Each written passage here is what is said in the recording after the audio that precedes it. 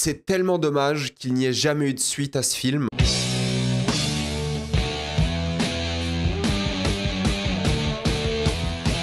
Pacific Rim. Contrairement à d'habitude, il n'y aura que des spoilers dans cette vidéo, donc si vous n'avez pas vu Pacific Rim, allez voir le film et revenez après sur ma critique. En ce moment, je me refais beaucoup des films de Guillermo del Toro afin d'en parler dans mon émission Rage Bait qui est diffusée demain en direct, et j'avais envie de reparler en critique de Pacific Rim qui est souvent critiqué parce que c'est juste un film de monstre sans cervelle apparemment, mais je voulais le défendre parce que je trouve qu'il y a tellement de bonnes choses dans ce film qui n'a jamais eu de suite, je précise, il n'y a jamais eu de suite qui s'appellerait potentiellement Pacific Rim Uprising, ça n'existe pas. Et pour cette critique, je vais changer un peu les choses. Avant, je faisais vraiment des critiques linéaires des œuvres, surtout des anciens films, parce que je voulais un peu vous emporter dans l'expérience du film, scène par scène. Là, je vais faire plutôt une approche thématique, ce qui est la chose la plus intelligente à faire de manière générale. Maintenant, je pars du principe que vous avez vu le film et que vous l'avez un petit peu en tête tout de même. Et on va en parler. Avant de commencer cette vidéo, j'aimerais remercier le partenaire officiel de celle-ci, Cyborgos VPN et ses 38 millions d'utilisateurs et presque 5 sur 5 sur Trustpilot. Vous les connaissez, c'est le meilleur moyen de soutenir la chaîne, mais c'est aussi un service utile que j'utilise tous les jours. Je vous mettrai dans la description le commentaire épinglé un site internet qui vous dit dans quel pays se situe le film que vous voulez regarder. Ensuite, vous changez de pays. Canada, États-Unis, Royaume-Uni, Belgique,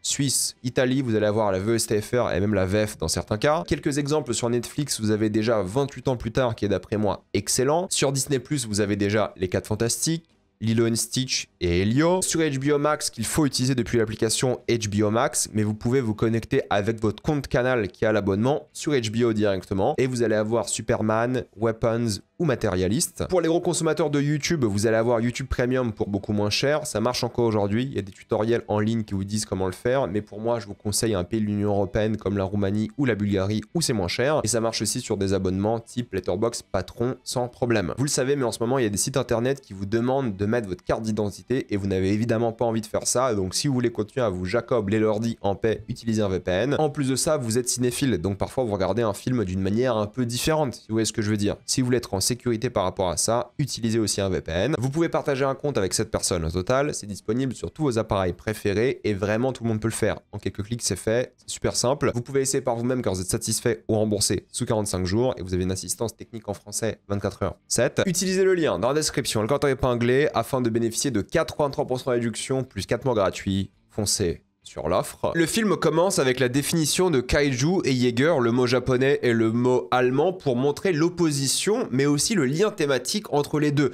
Qui est le vrai monstre? L'idée est que le danger vient de l'intérieur et non pas des étoiles. Ça crée deux choses intéressantes. Ça enlève le côté full SF de l'œuvre et ça rappelle aux humains qu'on ne connaît pas les fonds marins, ce qui est vrai, on connaît bien moins les fonds marins que l'espace entre grosses guillemets, mais surtout que c'est une allégorie pour l'écologie. Le problème sont les humains et la Terre se venge. C'est ça qui est intéressant, c'est pas un truc qui vient d'une autre planète et tout pour nous envahir, non, il y a un truc de dimension évidemment, mais le problème vient du centre de la Terre et c'est intéressant parce que c'est dans une faille dans les océans. Le danger vient littéralement de chez nous, l'endroit le plus profond de notre nature, notre planète, et j'aime bien ça, je trouve que c'est une bonne idée. Et ça n'arrive pas au moment de l'invasion, le film débute bien après. Cela fait des années que les kaijus existent, terrorisent la planète, et c'est un choix intelligent pour marquer le désespoir de l'humanité, de plus en plus écrasée par ces monstres, parce que l'humanité est tellement désespérée qu'elle décide de s'allier entre nations et d'enlever et supprimer tous les problèmes qu'ils avaient auparavant afin de créer leurs propres monstres, des robots géants qui ressemblent à des humains afin d'affronter les kaijus.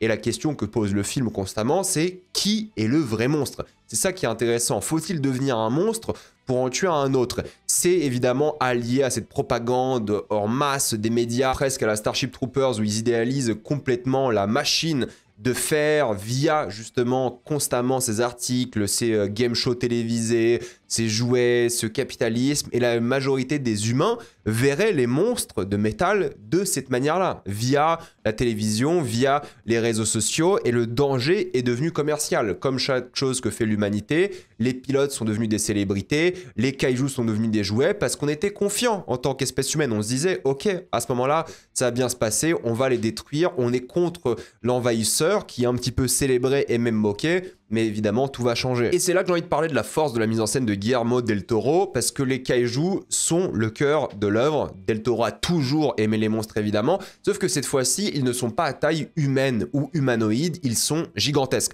On sait tous qu'il est fan de Gundam, d'Evangelion, mais comment le montrer ce gigantisme-là lorsqu'on est en live action. C'est bien plus compliqué. Eh bien, il faut montrer le monstre du point de vue de l'être humain minuscule à côté. Que ce soit depuis un pont, il faut donner l'impression de devoir lever la tête. Ce mouvement de la nuque donne l'impression que les choses sont grandes, sont gigantesques. Et il varie les styles, caméra épaule, shaky cam pour montrer la panique des humains et surtout lorsqu'on est du point de vue des humains, montrer le chaos au sol avec ce monstre qui prend littéralement le contrôle de l'environnement, peu importe l'environnement et cela peu importe le monstre, et toujours utiliser des points de vue très humains avec des vraies caméras entre guillemets, même si le plan est 100% CGI et c'est une caméra virtuelle, c'est important de choisir des positionnements de caméra où tu pourrais te dire ok là il y a un humain qui filme depuis un bâtiment, là c'est un hélico, des choses comme ça, il faut qu'il y ait un poids à la caméra, faut pas juste qu'on ait cette sensation de numérique constamment, que ce soit au bord d'un avion de chasse ou autre chose, il faut vraiment qu'on ait l'impression que le caméraman est en danger parce que c'est important pour l'œuvre. Et il joue sur ce gigantisme de tous les points de vue, hein. Les décors sont énormes, toujours des hauteurs de plafond gigantesques dans ces entrepôts, une appréciation aussi pour le practical et les vraies choses, on en parlera surtout après, mais un début très militaire avec du budget pour montrer la force de l'homme et le contraste évidemment avec la suite et leurs échecs. Le processus de mise en place du robot, il est lent, mais volontairement. Il faut mettre en place les machines, le Jaeger, les PC, connecter tout ce qui va avec. Il y a plein de techniciens, comme, je sais pas, une Formule 1 ou des choses comme ça. Ils préparent les pilotes à aller dans le véhicule. Il faut vraiment tout installer, que ce soit l'IA. D'ailleurs, la voix de GLaDOS de Portal, ça me fait rire. Il faut prendre son temps. En même temps, il faut aller vite parce que c'est urgent. Donc, il y a un côté vraiment, il faut installer les pilotes de manière optimale, efficace. Mais vu que c'est une grosse machine, ça prend du temps. Et le temps, c'est un truc qui est important par rapport aux grosses machines de manière générale. Ça prend du temps car les choses sont lentes. Je veux dire, c'est la gravité. Plus t'es grand, plus t'es lent, c'est vrai, hein, c'est comme ça, et le gigantisme ne peut pas être rapide s'il veut être impressionnant. Il y a des plans sur des camions et plein d'autres humains, justement pour comparer l'échelle. Ça, c'est un humain, ça, c'est un véhicule qui porte le Jaeger, et ça, c'est à peine le pied du Jaeger. C'est un truc que Del Toro fait tout le temps, et c'est normal, c'est utile, c'est important pour l'œuvre, et on garde ce point de vue humain, peu importe la scène en question, parce qu'il faut qu'on ait l'impression que le caméraman est présent. Même un plan comme ça, il est pris de bas, on a vraiment ce caméraman qui regarde vers le haut, le Jaeger gigantesque, et on voit la taille des hélicos à côté, c'est ça qui est bien. Et ça marche avec la nature aussi. Le métal voit l'eau de la pluie rebondir et ça crée l'échelle, mais surtout ça rend le Jaeger palpable. Si la pluie peut tomber dessus, on a l'impression qu'il existe, on y croit. Et l'eau est une super idée de manière générale hein, pour donner de la grandeur aux objets car les océans sont presque infinis. À l'œil humain, grosse guillemets à infini, hein, mais il suffit de rajouter un petit bateau avec un équipage de 10 personnes et ça change complètement la dimension et l'échelle de l'océan, du Jaeger et du monstre. Ça donne une idée de la taille des vagues, mais surtout des deux monstres encore plus quand le navire est dans les mains du Jaeger. Ça crée une sensation de stress, mais ça montre aussi cette échelle qui est démesurée. Mais on peut la comprendre parce qu'on a un point de vue littéralement humain. Parce que là, il y a 10 humains sur ce petit navire. Donc ça nous donne une idée de la taille de la main du Jaeger. Et ça, c'est hyper important pour l'œuvre. Ils utilisent ma thalassophobie pour mélanger cette nature sauvage au côté industriel de l'homme. Il y a plein de longs plans sur le Jaeger pour montrer la longueur de ce corps, alors que le monstre, lui, est souvent caché. Il est dans les vagues, on dirait des montagnes qui bougent sous l'eau. C'est assez flippant et c'est censé nous surprendre, créer de la peur et nous mettre mal à l'aise évidemment. Et lorsqu'il apparaît, l'eau tombe sur l'objectif de la caméra. Encore une fois, comme si le caméraman était là. Alors qu'en réalité, c'est un plan full CGI. Il ne devrait pas y avoir d'eau qui tombe sur l'objectif, mais l'eau tombe dessus et ça crée quelque chose de palpable, encore une fois, de vrai. Et ça donne cette sensation de grandeur. Et ça joue avec la thématique de l'œuvre, la thématique de l'homme qui a réussi à dompter la nature. Ils évoquent d'ailleurs hein, à voix haute le fait d'arriver à défier Dieu pour la première fois. Et c'est l'impression qu'on a. C'est fort au point de pouvoir arrêter toute forme de nature, toute forme de divinité. Il y a une lumière presque divine lorsque le robot arrive d'ailleurs pour la première fois. Mais c'est ça le vrai problème, c'est l'arrogance de l'homme. C'est cette hubris qui va faire que justement l'homme va perdre contre ce kaiju à ce moment-là. Et le combat est réussi car chaque attaque est lente, chaque coup peut être fatal pour les deux et ça crée quelque chose de stressant par rapport à ça. Et Del Toro, justement, il joue avec ça parce que lorsqu'on voit le robot et le kaiju de loin, on a l'impression qu'ils sont très très lents. Mais parfois, il va mettre la caméra sur littéralement le robot et on va voir que pour le robot, c'est rapide en réalité. Et pour nous, ça serait rapide aussi parce que c'est tellement grand que peut-être un mouvement de bras, c'est des centaines de mètres. Et là, le fait de mettre la caméra sur le bras qui va taper le kaiju, ça crée l'échelle par rapport au kaiju, au bras du robot, mais aussi par rapport à nous. Et on comprend la vitesse et on comprend absolument tout. C'est ça qui est génial. Et l'idée du laser qu'on a juste avant, ça crée une sorte d'enjeu parce que premièrement, c'est montré comme une arme surpuissante qu'il faut charger sur le côté, donc si t'es interrompu, forcément ça marche pas, et surtout c'est un peu le laser de Chekhov, voilà, c'est le fusil de Chekhov de ce film. Il y a un travail énorme sur les particules pour créer de l'intensité, du drame, du chaos. Il va pleuvoir tout le film, c'est ça qui est intéressant aussi, et quand il pleut pas c'est sous l'eau, parce qu'il adore les particules, que ce soit des étincelles ou la pluie qui tombe littéralement, ça crée un truc cinématographique qui est vraiment très très bien, et soyons honnêtes, c'est joli aussi, et il y a un choix du cadrage qui est génial, c'est-à-dire que le film, vous le voyez, hein, ça prend toute la vidéo YouTube, parce que c'est en 1,85, donc c'est plus carré que rectangulaire, c'est pas du tout du cinémascope, et le fait que ce soit carré, bah, ça montre l'échelle encore plus grande qu'en cinémascope où ce serait plus large. Là, ce qui nous intéresse, c'est l'auteur plutôt que la largeur, et c'est un choix intelligent. Donc j'aime beaucoup parce qu'ils ont vraiment pris le temps d'avoir de la lenteur mais en même temps de la vitesse en fonction du point de vue. Ils ont pris le temps de parler de ce laser qui est important, qui est crucial, mais qui est difficile à utiliser, parce que nous, on comprend dans le spectateur, mais ce qui est intéressant aussi, c'est que la créature comprend aussi. Le monstre a compris comment fonctionne le laser, a compris que c'était dangereux et qu'il fallait neutraliser ce bras-là. Ce sont des créatures intelligentes. C'est ça qui est bien. C'est que l'arrogance de l'homme qui prend ses bêtes juste comme, non pas des bêtes de foire, mais presque, et vraiment il méprise ces créatures, en fait elles sont intelligentes, elles s'adaptent, elles avancent et elles évoluent. Et ça, l'humain dans son arrogance, son hubris ne l'a pas remarqué. Et ça j'aime beaucoup parce que ça revient dans littéralement tous les films de Del Toro. C'est pas pour rien que les pilotes sont des stars excités et sans peur dans un complexe militaire, ça balance des punchlines en mode film américain des années 80, ambiance rock'n'roll, badass, le monde sourit à ces humains à ce moment-là. On reparlera de la musique après, mais elle donne vraiment la pêche et elle prend ces situations à la légère. Ok, il se prépare, mais c'est juste un nouveau kaiju, ça devrait le faire. Et ça introduit ce lien neuronal, ce drifting qu'ils appellent, tout est partagé, donc une stabilité entre pilotes est nécessaire, et ça va dans les deux sens. Il faut vraiment qu'ils soient compatibles, sinon ça ne fonctionnera pas. Là, ce sont des frères, donc forcément ça fonctionne de manière un peu naturelle, mais ça crée l'enjeu et ça humanise forcément nos personnages, mais surtout la machine, parce que c'est littéralement mettre une sorte de cerveau et d'âme dans cette énorme masse de ferraille, donc l'homme devient littéralement le monstre. Et c'est intéressant parce que tout le film, les personnages vont désobéir. C'est-à-dire que là, on leur dit d'éviter le petit navire où il y a les 10 personnes, éviter de sauver le peuple et se concentrer sur le kaiju. Mais eux refusent, ils décident de sauver le navire, de le mettre en sécurité quelque part. Et c'est ça qui est fort, c'est que tous les personnages vont constamment désobéir. Premièrement parce que les humains sont arrogants, d'où la mort émotionnelle du frère, mais physique aussi, vu qu'ils sont liés. Il ressent sa douleur et sa dernière pensée, ce qui est encore plus traumatisant que juste perdre son frère. Et le navire voit littéralement le nouveau monde tomber en direct devant lui.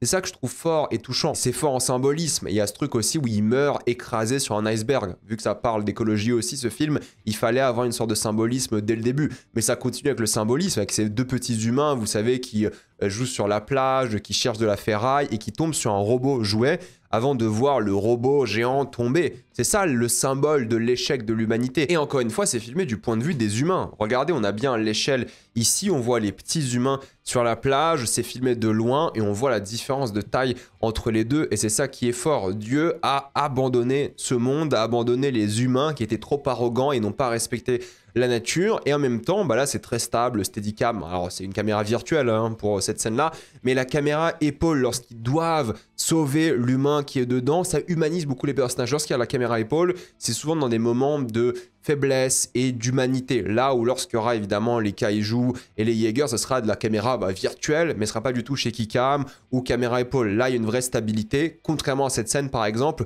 où c'est un peu plus bordélique et c'est un peu plus naturel et authentique avec cette caméra épaule. Et on est face à une grande introduction, justement, où on voit ce qui fonctionne dans l'œuvre, la taille, l'échelle et le contraste entre la pureté du blanc, de la neige, et en même temps cette ferraille industrielle noire sur le côté qui vient parfaitement faire la confrontation avec le blanc de la neige. Donc c'est une super introduction, surtout que la machine est encore en feu. Donc ça fonctionne et ça met bien en avant le film et comment la mise en scène va fonctionner. Parce qu'à partir de là, l'espoir laisse place au désespoir. Après la chute du Jaeger, les pays décident de construire des murs pour séparer plutôt que de travailler ensemble.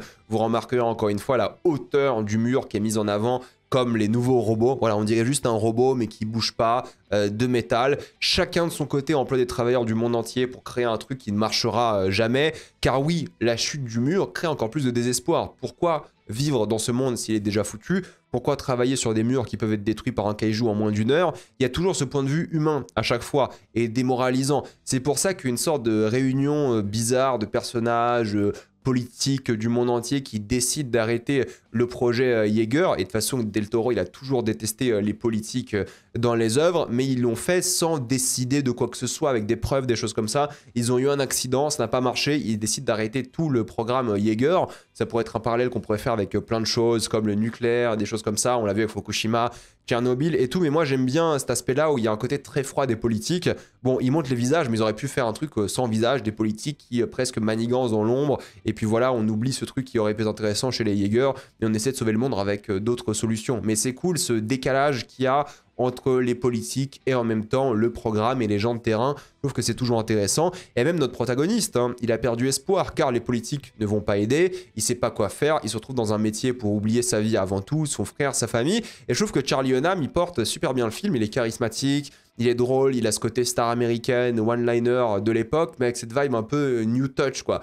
Plus sensible, douce et démotivée, tout en étant beau gosse, athlétique. C'est ça qui est bien et ça donne envie de le suivre. Il est vraiment charismatique. Et on a cet Idris Elba qui est très bien dans le rôle aussi, on va en parler après, qui doit le motiver. Il lui dit, est-ce que tu préfères mourir ici devant le mur ou est-ce que tu préfères mourir sur le champ de bataille, dans ton Jaeger? Évidemment, il accepte. C'est dommage que Charlie Hunnam ne soit pas devenu une plus grande star de cinéma parce que c'est un très bon acteur, je trouve. Il sait jouer plein de choses différentes, mais il a surtout fait beaucoup de séries par la suite. Mais c'est un peu normal aussi, je veux dire, Pacific Rim, c'était son rôle principal. C'est un énorme projet, Guillermo del Toro, 190 millions de budget, mais ça n'a rapporté que 400 millions. Et surtout, vous savez, c'est un film américain, donc le succès aux États-Unis est primordial. Et aux États-Unis, ça n'a pas du tout bien marché. Ça a à peine fait 100 millions aux States. Il a bien cartonné en Asie, évidemment, mais vu que le film était décevant en termes de chiffres, Charlie Hunnam n'est pas devenu la star planétaire de cinéma comme prévu, et en même temps, il n'y a jamais eu de vraie suite à Pacific Rim, n'est-ce pas? Et cette idée de la désobéissance, elle existe beaucoup dans l'œuvre. Je veux dire, le personnage d'Idris Elba, il a refusé d'obéir à ses politiques et a créé sa propre résistance. C'est le terme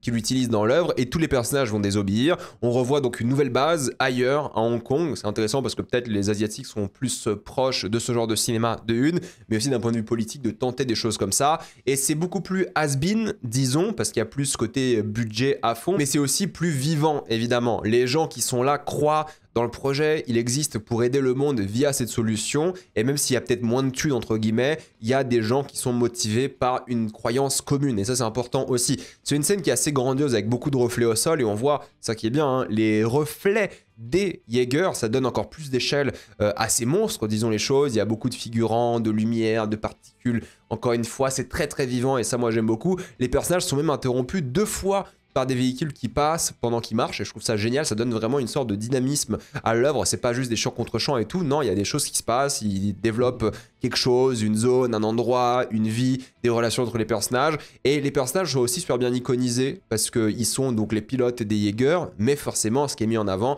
c'est les Jaeger, par la lenteur de ces caméras pour les montrer, les humains qui sont à côté tout petits. Évidemment, ça joue sur les clichés de manière efficace, hein. Ça crée un look à chaque concept et on s'en rappelle. La direction artistique, pour moi, elle est géniale dans l'œuvre. Par exemple, littéralement, le russe, il a une sorte de centrale nucléaire sur la tête. C'est génial. En plus, les mouvements de caméra, ils laissent vraiment le temps de voir les personnages, de les rendre iconiques comme ça, juste en un plan. Genre eux, bon, c'est un peu le cliché et tout, mais je trouve que c'est gentil comme cliché, c'est sympathique.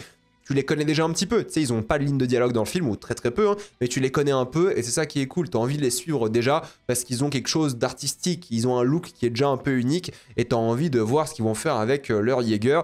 Il y a une sorte de vie un peu partout, il y a un chien aussi, il y a d'autres animaux qui sont dans l'œuvre, il y a même une rivalité qui se développe assez vite, les tensions aident à créer du drame, et je critiquerais juste un peu le côté fond vert du studio qu'on remarque souvent dans cette scène-là, et c'est un peu dommage. Mais moi j'aime bien le côté introduction, exposition en mode musée, je trouve que c'est très très sympathique, et revoir Gypsy Danger, bah, ça crée un truc, une sorte d'émotion pour le spectateur, il y a une sorte de renaissance aussi, il y a cette douceur bleue qui est réconfortante, et c'est ça qui est fort, c'est qu'en fait le bleu, c'est l'image des Jaeger, mais c'est aussi l'image des kaijus. Donc forcément, on comprend que le bleu, c'est l'image des monstres, chose qui arrive souvent dans le cinéma de Del Toro. Le bleu, il associe souvent aux monstres. Et pour les humains, on oublie un peu le froid métallique, mais c'est plutôt la chaleur, l'orange, le jaune qui est mis en avant. Et le mélange des deux, lorsqu'on parle des deux, voilà, c'est ça qui est intéressant aussi. Il a toujours été quelqu'un qui codait beaucoup ces scènes avec des couleurs Del Toro, et Pacific Rim n'est pas du tout une exception. Pour parler un peu des personnages, il faut parler évidemment de Mako, qui est introduite de manière presque poétique, visage caché sous la pluie.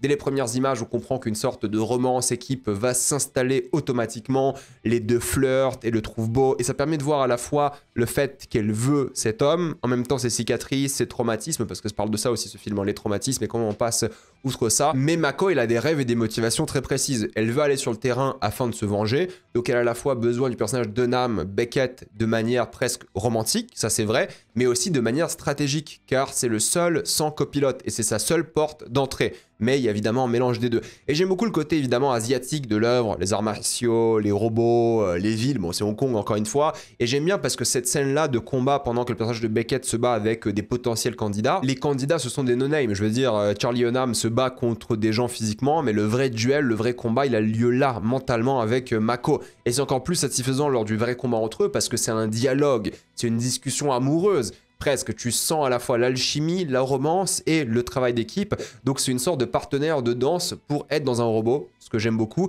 Après ça reste assez plan-plan je trouve comme combat, mais l'enjeu est là. Oui c'est des champs contre champs, ils auraient pu faire ça de manière un peu plus intelligente, mais ce qui nous intéresse c'est vraiment le dialogue presque romantique ici. Il y a même une blague où elle va dans sa chambre à lui car ils sont déjà connectés. Elle se trompe parce qu'elle est déjà dans sa tête et ça crée une vraie anticipation par rapport à leur première mission. Et t'es hyper content hein, quand ils arrivent à être compatibles en termes de mise en scène. Ça prend son temps encore une fois parce que à chaque fois qu'on rentre dans un Jaeger, bah, il faut tout mettre en place. Mais là il y a un truc encore plus émotionnel, il y a un enjeu où on se dit ok il faut que ça marche entre les deux, et cette fusion là bah, elle est vraiment bien parce que ça a pris son temps. Encore une fois il faut préparer cette machine, les techniciens, les ingénieurs, les véhicules, vous avez compris le topo à chaque fois, mais ça prend du temps comme une relation humaine et chaque moment est important parce qu'il crée à chaque fois un build-up que je trouve vraiment satisfaisant. Et il y a une phrase aussi sur la machine qui est à la fois analogue, donc elle n'est pas du tout numérique, mais en même temps elle est futuriste. Et tout semble analogue. Quand vous regardez un peu les décors, vous regardez, on dirait des vieux boutons, on dirait des vieilles machines analogues, vous savez, ce truc un peu rétro-futuriste,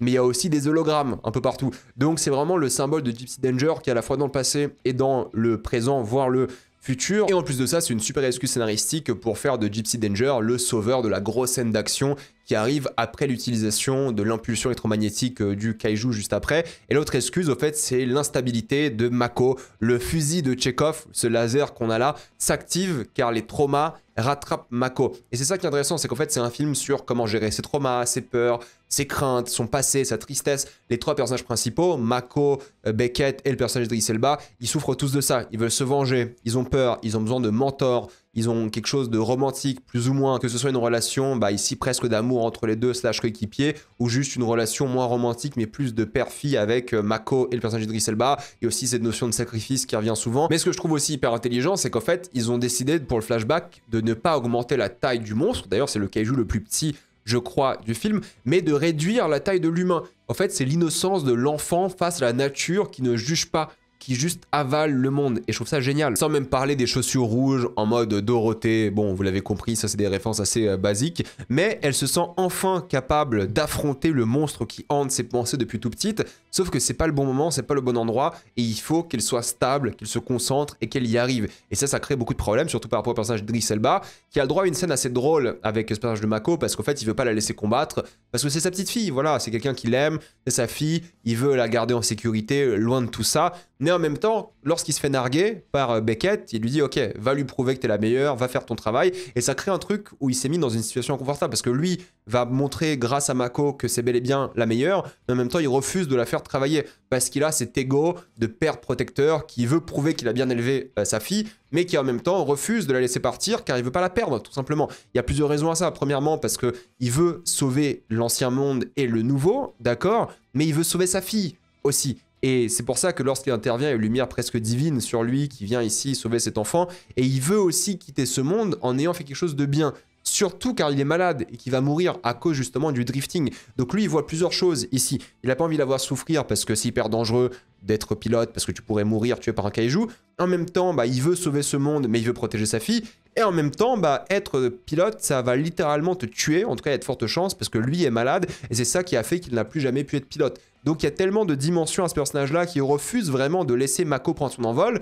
Mais en même temps, bah, ça fait de lui un mauvais père parce qu'il refuse de laisser sa fille prendre son envol, quoi. Donc c'est assez intelligent comment ils ont réussi à faire ce personnage-là. C'est un peu classique, hein, je dis pas, hein, mais ils ont donné assez de perspective et de dimension à un personnage comme ça. En plus, il reste, je trouve, certes basique, mais il garde son autorité. Il crée la distance. Il fait un petit peu peur, limite. Alors qu'évidemment, il a un vrai cœur en dessous de tout ça. Et il assume son sacrifice. Il a un discours d'ailleurs qui est assez génial, mémorable et touchant. Il dit qu'on va annuler l'apocalypse, canceling The Apocalypse parce qu'il sait qu'il va mourir. De toute façon, depuis le début, il est malade, il sait qu'il va mourir et il est prêt à sauver l'humanité en se sacrifiant lui si potentiellement sa fille peut être en sécurité. Donc je trouve qu'Idris Elba, il est vraiment super dans ce rôle et j'aurais aimé le voir dans plus de rôles comme ça, dans des gros projets, chose qui n'a pas eu lieu parce que les projets qu'il choisit en général sont tout pourris. Le truc que je trouve un peu décevant et basique, c'est évidemment la rivalité entre ces deux pilotes. Vous savez, il y a ce côté où ce mec va se moquer de Beckett parce qu'il travaillait pour construire un mur, parce qu'il n'était pas pilote pendant des années, et c'est surtout à cause de gens comme Beckett que le programme n'existe plus, mais évidemment, il met pas son énergie au bon endroit,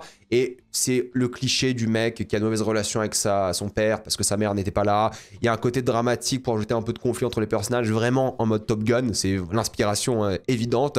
Ça s'attaque à Mako, Beckett doit la défendre, c'est trop basique, trop classique, et ça ne rajoute pas grand chose d'intéressant à l'œuvre. Il fallait juste un moment de tension dans l'œuvre, en dehors des combats de kaiju, et je trouve que c'est un peu dommage que ce soit ça, parce que c'est pas un énorme point noir, hein, mais c'est tellement simple et inintéressant, mais au moins, même si c'est du déjà vu, même si c'est simple, il a réussi à donner un petit côté émotion tout de même. Parce que oui, c'est la partie la plus faible de l'œuvre, mais ça crée un peu d'émotion avec son père qui est blessé à la fin, il peut pas aller avec lui, se sacrifier. C'est un truc qu'ils font ensemble de père en fils depuis des années et des années, et là, il ne peut pas. Il doit littéralement aller avec le général, et il n'a pas ce moment avec son père, ils auraient dû mourir ensemble. Et ça, c'est quelque chose qui a été enlevé, qui lui fait du mal, parce qu'il aurait aimé partir avec son père, c'est une évidence. Donc ça, j'aime bien, et il donne un peu d'âme à tous ces personnages-là. Il y a même un bel adieu au chien. C'est cliché, mais ça fonctionne, c'est juste que c'est la partie la moins intéressante du film, c'est clair. Ce que j'aime bien aussi dans l'œuvre, c'est les deux scientifiques qui sont là pour expliquer les créatures, le plan final de cette résistance, s'attaquer à la brèche, passer à l'offensive, pendant que le monde, lui, se défend. Ils sont un peu rebelles par rapport à ça. Ça ajoute évidemment un chrono, vous savez, il y a un double événement qui va arriver, c'est-à-dire qu'il y aura 2 kaiju en même temps, chose qui n'est jamais arrivée avant, et ça crée un attachement au monstre, mais un attachement déplacé. Littéralement, le mec est tatoué avec plein de kaiju, il est méga fan, et il montre ça à un pilote qui a perdu son frère en combattant un kaiju. Donc il y a un vrai décalage que j'aime bien, et on reconnaît vraiment le Del Toro dans sa fascination aux monstres, aux créatures. Ici, il se reconnaît beaucoup dans ces personnages-là, c'est sûr, mais aussi les décors sont complètement différents, parce que là, il y a un vrai mélange d'industriel et d'organique qui est différent et satisfaisant à regarder, et ça va plus pencher vers le vert, une couleur qu'on va beaucoup revoir après. Donc je trouve ça personnellement super cool, et c'est un moyen de montrer les monstres, leur univers, leurs pensées. C'est pas juste des créatures bêtes, mais intelligentes, avec une société, une organisation. Ce sont des colons et une ruche à la fois. C'est la critique de l'homme qui a détruit la nature. Et j'aime bien le lien qui est fait avec Hong Kong, parce qu'il y va, l'esthétique change complètement, ça permet d'être terre à terre, les néons, la richesse, la pauvreté, la population, le nombre de figurants. C'est un hommage au film, vous savez, hongkongais de gangsters et ces choses-là. Surtout, il y a un mélange de kaiju, d'architecture que je trouve vraiment cool. Ils ont vraiment adapté le monde d'aujourd'hui avec la vie des kaiju, le danger, et ils ont utilisé la mort des kaiju pour recréer, pour reconstruire, parce que je trouve que c'est super réaliste au fait d'avoir des humains qui vont profiter de la mort et la destruction pour des intérêts privés, qu'ils soient légaux ou pas d'ailleurs. Là c'est illégal, c'est satisfaisant de voir ça, et ça crée de nouvelles choses, et ça introduit aussi évidemment l'acteur fétiche de Del Toro, Ron Perlman, avec ses bottes dorées, son style venu des USA pour s'enrichir. Il y a un côté un peu colonial à la chose qui est rigolo, mais à la fois il est intelligent. Les kaijus ont créé une religion sur Terre, sans qu'ils le veuillent évidemment, mais lui ne croit qu'une seule chose, l'argent, c'est ce qu'il dit. Il est à la fois drôle, sage, dangereux, c'est un criminel, c'est un peu un connard aussi, mais ils ont une super bonne alchimie, les deux personnages, je trouve ça assez génial. Et notre personnage, lui, c'est l'opposé. Il croit dans ses kaijus et la science, il a drifté avec ce kaiju, mais n'a pas compris que c'était dans les deux sens. Et je trouve que c'est ça qui est bien, c'est que ça va contraster un adorateur des kaijus face à la bête, face à la créature qui, elle, s'en fiche, tout simplement. On n'a rien à faire de ce mec-là, elle va sûrement le bouffer. C'est ça qui est fort, parce qu'en fait, ce sont des colons qui détruisent. Et c'est ça qui va être bien, et c'est le contraste qui est intéressant. Et c'est encore une fois lors de l'exploration du kaiju décédé, qui est quand même assez réussi, je trouve. Ça fait peur, il y a un battement de cœur, tu sais pas ce qui se passe, il y a un tremblement de terre et tout. En fait, c'est un homme qui est fan de la nature, et la nature qui, en fait ce que la nature fait. Éradiquer, manger, procréer, se nourrir. C'est assez intéressant, et je trouve que la fausse mort du personnage de Ron Perlman, elle est bien, elle est réussie, mais en même temps, elle est intéressante parce qu'on a de l'empathie pour ce bébé. Enfin, je veux dire, c'est un bébé qui sort du ventre de sa mère décédée, il veut juste manger en fait. Donc à la fois, t'es content qu'il se fasse buter parce que c'était un peu un connard, même s'il était badass, et en même temps, bah t'as pas envie que ce bébé il meure parce que c'est un bébé tout mignon, kaiju ou pas, t'as presque envie de le domestiquer. Et je trouve ça vraiment cool parce qu'en fait, il arrive à nous mettre dans la peau de ce scientifique. C'est un scientifique qui est obsédé par ces kaiju, et à la fin, bah on est aussi obsédé un peu par ces kaiju, on a envie d'en voir plus, on a envie de les aimer, de les adorer, et je trouve que ça c'est une force à l'heure, la manière dont Del Toro arrive à nous mettre ses propres obsessions sur nous, les spectateurs, avec évidemment tout le délire, bleu encore une fois, l'esthétique, je trouve ça vraiment réussi. C'est là qu'arrive la grande séquence du film, c'est la grande scène d'action, la première apparition d'un kaiju de catégorie 4, c'est évidemment nouveau, unique, et c'est pour ça que tous les Jaeger décident d'y aller. Vu que ça n'a jamais été vu avant, il faut mettre toutes leurs chances de leur côté et affronter ce kaiju, sauf Gypsy Danger qui est évidemment instable. Et j'aime beaucoup parce qu'en fait on est face à la lenteur dans l'eau, la taille cette fois-ci avec des monstres un peu plus aquatiques, certes, mais ils sont en danger et dans une situation un peu délicate parce que à la fois c'est des nouveaux kaiju et en même temps il y a une grande ville à côté de 10 millions d'habitants et en même temps ils sont super lents. C'est ça qui est fort et intéressant. C'est hyper satisfaisant de voir les monstres sortir de l'eau. Il y a un respect évident et presque une satisfaction de la part de Del Toro de détruire les Jaeger. T'as l'impression qu'il est du côté des monstres et c'est génial comme idée en soi. Et en plus, il joue sur le fait qu'un monstre est déjà sorti de l'eau et que c'est impressionnant pour en faire apparaître un deuxième. T'as l'impression vraiment que Del Toro, il est plus fan des monstres que des Jaeger. Et justement, c'est vu comme un Deus Ex Machina. Il est là, le deuxième de catégorie 4, pour aider. Et tu lâches un waouh quand ça arrive. Alors que pour rappel, hein, on est censé être du côté des humains. Mais c'est satisfaisant de voir ces Jaeger se faire détruire. Il y a un moment de gloire pour chaque robot. C'est ça qui est bien aussi. T'as une scène avec le robot chinois à 3 bras qui a son petit moment, sa petite séquence. Mais ce que j'aime bien, c'est qu'ils vont faire des choses inhumaines avec des robots humanoïdes. T'as ce robot chinois qui va sauter et changer son corps en plein milieu pour pouvoir atterrir dans le bon sens. Et je trouve que c'est vraiment intéressant, surtout que tu vas voir les mécanismes tourner, s'activer. Il y aura chaque bip dans le cockpit, chaque mouvement des pilotes pour activer le robot. Là où les kaijus sont vraiment des animaux, c'est voilà une queue pince de scorpion qui va tuer le robot chinois pendant qu'il jette de l'acide sur le robot russe. Ils sont complètement dépassés par rapport aux événements, par rapport à ces nouveaux monstres de catégorie 4. Et j'adore la gestion du poids parce qu'en fait, même courir semble lent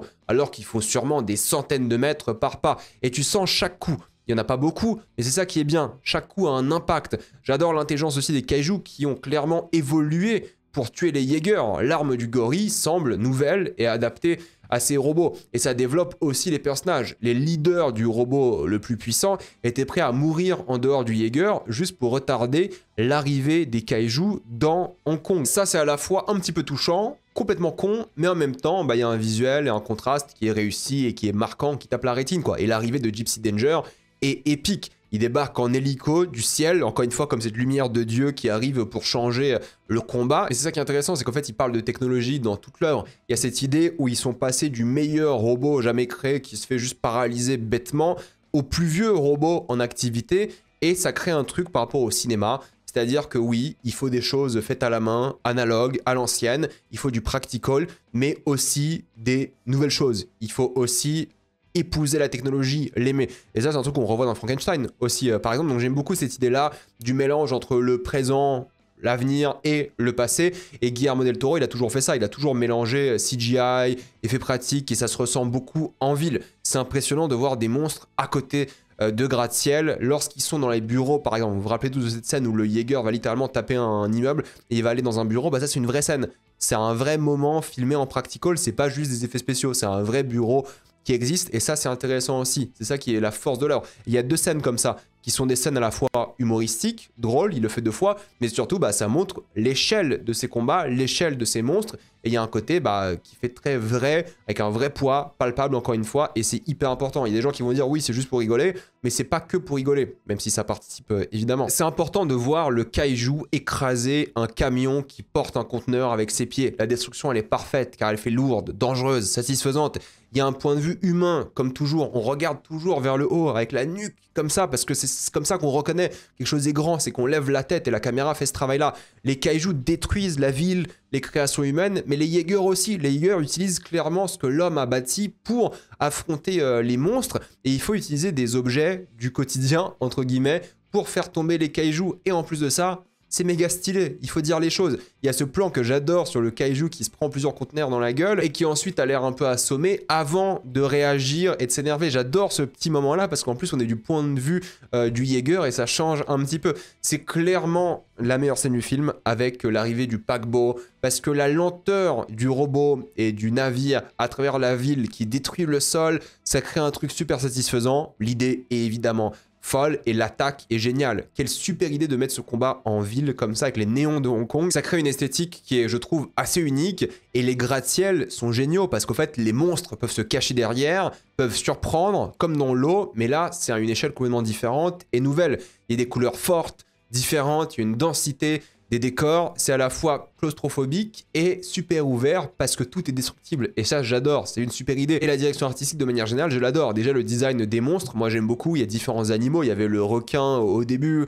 il y avait un crabe, il y a cette chauve-souris, scorpion, il y a le gorille qui est mon design préféré mais bon ça c'était prévisible, il y a le kraken à la fin et en même temps il y a cette musique que j'adore parce que à la fois les Jaeger ont un leitmotiv qui est victorieux, rock, mémorable, qui donne la pêche encore une fois et c'est un leitmotiv de victoire, c'est ça qui est vraiment bien.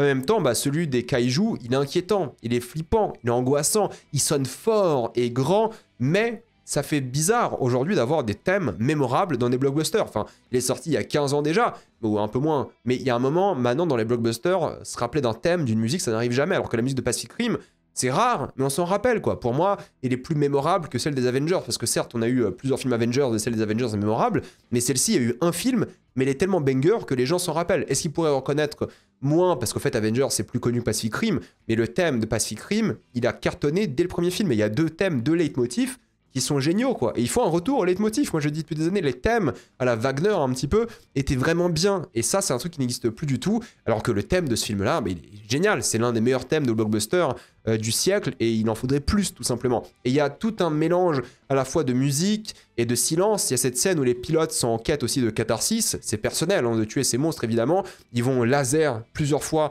le monstre qui est déjà mort, et c'est un moment de silence, d'humour, mais c'est aussi un moment de développement de personnage, parce que c'est important pour eux. Et c'est à la fois intense, divertissant, et Del Toro adore tellement ces monstres qu'on commence à les adorer en même temps que lui, quoi. Il leur donne des capacités comme dans un jeu vidéo, une fois l'acide supprimé, la queue supprimée, pas grave, il lui reste des ailes. Allez, pourquoi pas. Cette scène, elle est géniale parce que c'est un Hong Kong qui est dévasté, parce qu'il peut clairement déballer ses énormes ailes parce qu'ils ont détruit tous les bâtiments autour.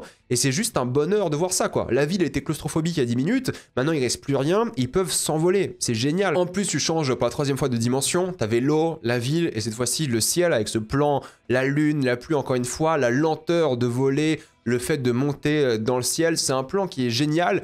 Même si tu te demandes vraiment d'où sort littéralement cette épée, qui aurait pu être utile bien avant, mais voilà, pour l'aura, pour le charisme, on comprend, on l'accepte, et encore une fois, c'est la vengeance de Mako qui a accompli, parce que c'est satisfaisant, elle pousse un cri par rapport à ça, parce que c'est un moment important pour elle adore ce qu'elle vit là, et c'est crucial pour elle, donc c'est un plan que j'aime beaucoup, et c'est à chaque fois satisfaisant, parce qu'il reste pas trop longtemps sur l'action, Guillermo del Toro, à chaque fois, il va vraiment faire des scènes d'action plutôt courtes, mais intenses, il sait vraiment gérer le rythme, il sait gérer les scènes d'action, et même après avoir coupé le démon en deux, parce que c'est une sorte de démon à ce stade, ils ont peut-être ce danger de se dire qu'au fait, ce serait la chute qui va les tuer au final, ça permet de débloquer de nouveaux outils du Jaeger qu'ils vont utiliser par la suite au dernier combat.